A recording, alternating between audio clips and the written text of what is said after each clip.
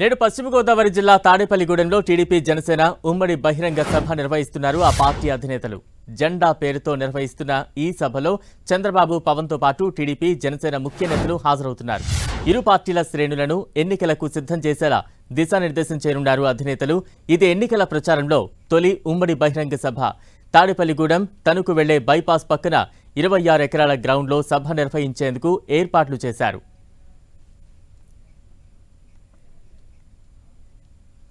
TDP Janasena ఉమ్మడి బహిరంగ సభకు సంబంధించి తాజా అప్డేట్స్ అందించేందుకు మా ప్రతినిధి జయరాజ్ సిద్ధంగా ఉన్నారు. జయరాజ్, బలరాం, ఈరోజు టీడీపీ జనసేన ఉమ్మడి కార్యాచరణలో భాగంగా ఈరోజు భారీ బహిరంగ సభను తాడేపల్లిగూడెంలో నిర్వహించబోతా ఉన్నారు. దాదాపు 26 ఎకరాల విస్తీర్ణంలో దాదాపు 1,00,000 మందికి పైగా అటు టీడీపీ జనసేన ముఖ్య నేతలు, కార్యకర్తలు అందరితో కూడా ఈరోజు ఈ బహిరంగ సభ జరగబోతా ఉంది. చాలా టికెట్ల కేటాయింపు జరిగిన తర్వాత టీడీపీ జనసేన ఉమ్మడి టికెట్ల ఫస్ట్ లిస్ట్ వెలువడిన తర్వాత జరుగుతున్నటువంటి ఉమ్మడి బహిరంగ సభ. దీనిపైన అటు టీడీపీ ఇటు జనసేన కూడా చాలా పెద్ద ఎత్తున ఆశలు పెంచుకున్నటువంటి పరిస్థితి. ఈ బహిరంగ సభకు జెండా అనేటటువంటి నామకరణం చేశారు. ఎత్తర జెండా గెలుపు ఎజెండా అనే నినాదంతో ముందుకెళ్లాలని నిర్ణయించినటువంటి నేపథ్యంలో ఈరోజు ఎన్నికల సమరానికి మేము కూడా సిద్ధం అయిపోయాము, ఎన్నికలు ఎప్పుడు వచ్చినా సిద్ధం అని చెప్పేసి ఈ రోజున ఒకవైపు వైసీపీ చేస్తున్నటువంటి నేపథ్యంలో జనసేన టీడీపీ కూడా ఈరోజు ఎత్తర జెండా గెలుపు ఎజెండా అనే నినాదంతో ఈరోజు ముందుకెళ్లబోతా ఉంది. దీనిపైన పెద్ద ఎత్తున ఈ ఏర్పాట్లన్నీ కూడా పూర్తయ్యాయి. ఈరోజు మధ్యాహ్నం జరిగేటటువంటి ఈ బహిరంగ సభకి నారా చంద్రబాబు నాయుడు, అదేవిధంగా జనసేన అధినేత పవన్ కళ్యాణ్, లోకేష్ తో పాటు అటు జనసేన ఇటు టీడీపీ ముఖ్య నేతలందరూ కూడా హాజరయ్యేలాగా చూస్తా ఉన్నారు. వివిధ జిల్లాల నుంచి మొత్తం మీద పెద్ద ఎత్తున తరలింపు కార్యక్రమం కూడా జరుగుతున్నటువంటి నేపథ్యం ఉంది. మొత్తం మీద వేదిక పైన దాదాపు 500 మంది ముఖ్యమైనటువంటి నేతలతో ఏర్పాట్లు చేస్తా ఉన్నారు. ఒకవైపు మొదటి లిస్టు అటు టీడీపీ ఇటు జనసేన మొదటి లిస్టులో చాలా మంది అసంతృప్తివాదులు ఇప్పుడు బయటకు వస్తా ఉన్నారు.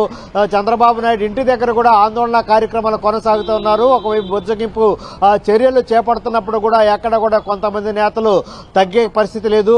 వారి భవిష్యత్ కార్యాచరణ ఏంటనేది ఈ రోజు సభ తర్వాత నిర్ణయిస్తామని మరికొంతమంది చెబితే, జనసేనలో కూడా ఇదే రకమైనటువంటి వాతావరణం ఉంది.